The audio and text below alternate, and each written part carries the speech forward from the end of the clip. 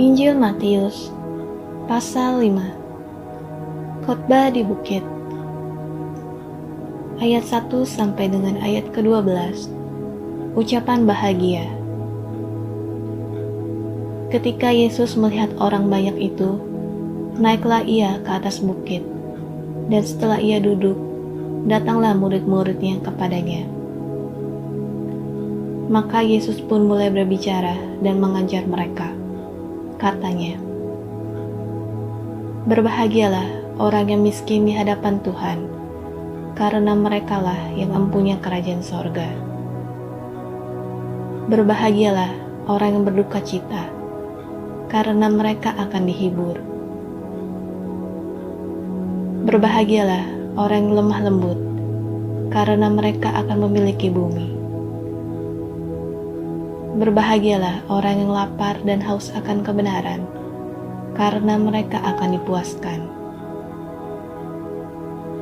Berbahagialah orang yang murah hatinya, karena mereka akan beroleh kemurahan. Berbahagialah orang yang suci hatinya, karena mereka akan melihat Tuhan. Berbahagialah orang yang membawa damai, karena mereka akan disebut anak-anak Tuhan. Berbahagialah orang yang dianiaya oleh sebab kebenaran, karena merekalah yang empunya kerajaan sorga. Berbahagialah kamu, jika karena aku kamu dicela dan dianiaya, dan kepadamu difitnahkan segala yang jahat. Bersukacita dan bergembiralah, karena upahmu besar di sorga. Sebab demikian juga telah dianiaya nabi-nabi yang sebelum kamu." Ayat 13 sampai dengan ayat ke-16. Garam dunia dan terang dunia. Kamu adalah garam dunia. Jika garam itu menjadi tawar, dengan apakah ia diasinkan? Tidak ada lagi gunanya selain dibuang dan diinjak orang. Kamu adalah terang dunia. Kota yang terletak di atas gunung tidak mungkin tersembunyi. Lagi pula, orang tidak menyalakan pelita, lalu meletakkannya di bawah gantang, melainkan di atas kaki Dian, sehingga menerangi semua orang di dalam rumah itu. Demikianlah hendaknya terangmu bercahaya di depan orang, supaya mereka melihat perbuatanmu yang baik, dan memuliakan Bapamu yang di sorga. Ayat 17 sampai dengan ayat ke-48. Yesus dan hukum Taurat. Janganlah kamu menyangka bahwa aku datang untuk meniadakan hukum Taurat atau kitab para nabi. Aku datang bukan untuk meniadakannya, melainkan untuk menggenapinya. Karena aku berkata kepadamu, sesungguhnya selama belum lenyap langit dan bumi ini, satu iota atau satu titik pun tidak akan ditiadakan dari hukum Taurat sebelum semuanya terjadi. Karena itu, siapa yang meniadakan salah satu perintah hukum Taurat, sekalipun yang paling kecil, dan mengajarkannya demikian kepada orang lain, ia akan menduduki tempat yang paling rendah di dalam kerajaan sorga. Tetapi siapa yang melakukan dan mengajarkan segala perintah-perintah hukum Taurat, ia akan menduduki tempat yang tinggi di dalam kerajaan sorga. Maka aku berkata kepadamu, jika hidup keagamaanmu tidak lebih benar daripada hidup keagamaan ahli-ahli Taurat dan orang-orang Farisi, sesungguhnya kamu tidak akan masuk ke dalam kerajaan sorga. Kamu telah mendengar yang difirmankan kepada nenek moyang kita, jangan membunuh. Siapa yang membunuh harus dihukum. Tetapi aku berkata kepadamu, setiap orang yang marah terhadap saudaranya harus dihukum. Siapa yang berkata kepada saudaranya kafir harus dihadapkan ke mahkamah agama. Dan siapa yang berkata jahil harus diserahkan ke dalam neraka yang menyala-nyala. Sebab itu, jika engkau mempersembahkan persembahanmu di atas mezbah, dan engkau teringat akan sesuatu yang ada dalam hati saudaramu terhadap engkau, tinggalkanlah persembahanmu di depan mezbah itu, dan pergilah berdamai dahulu dengan saudaramu. lalu kembali untuk mempersembahkan persembahanmu itu.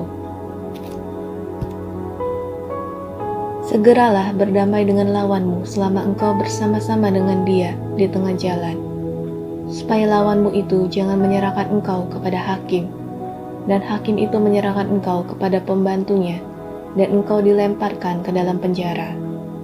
Aku berkata kepadamu, sesungguhnya engkau tidak akan keluar dari sana sebelum engkau membayar hutangmu sampai lunas.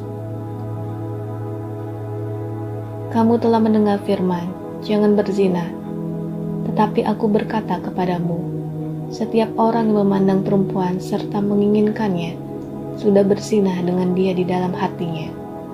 Maka jika matamu yang kanan menyesatkan engkau, cungkilah dan buanglah itu, karena lebih baik bagimu jika satu dari anggota tubuhmu binasa daripada tubuhmu dengan utuh dicampakkan ke dalam neraka.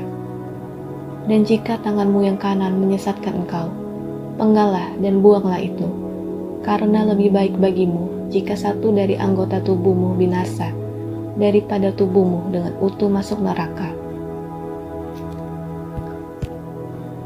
Telah difirmankan juga, siapa yang menceraikan istrinya harus memberi surat cerai kepadanya. Tetapi aku berkata kepadamu, setiap orang yang menceraikan istrinya kecuali karena zina, ia menjadikan istrinya berzina. Dan siapa yang kawin dengan perempuan yang diceraikan, ia berbuat zina. Kamu telah mendengar pula yang difirmankan kepada nenek moyang kita, jangan bersumpah palsu, melainkan peganglah sumpahmu di depan Tuhan. Tetapi aku berkata kepadamu, janganlah sekali-kali bersumpah, baik demi langit, karena langit adalah tahta Tuhan, maupun demi bumi, karena bumi adalah tumpuan kakinya, ataupun demi Yerusalem, karena Yerusalem adalah kota raja besar. Janganlah juga engkau bersumpah demi kepalamu, karena engkau tidak berkuasa memutihkan atau menghitamkan sehelai rambutmu. Jika ya, hendaklah kamu katakan iya. Jika tidak, hendaklah kamu katakan tidak. Apa yang lebih daripada itu berasal dari si jahat.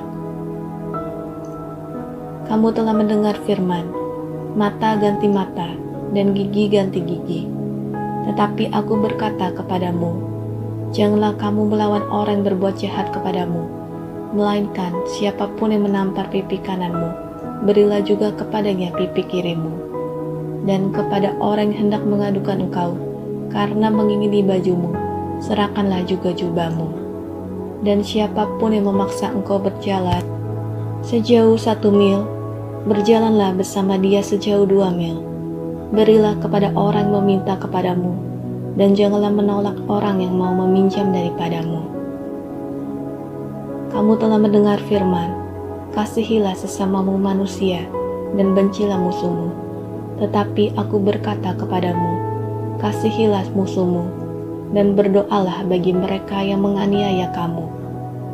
Karena dengan demikianlah kamu menjadi anak-anak Bapamu yang di sorga, yang menerbitkan matahari bagi orang yang jahat dan orang yang baik, dan menurunkan hujan bagi orang yang benar dan orang yang tidak benar.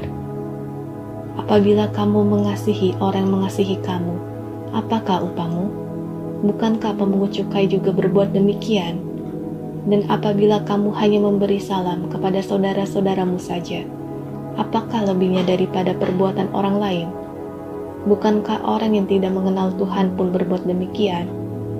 Karena itu haruslah kamu sempurna, sama seperti Bapamu yang di sorga adalah sempurna.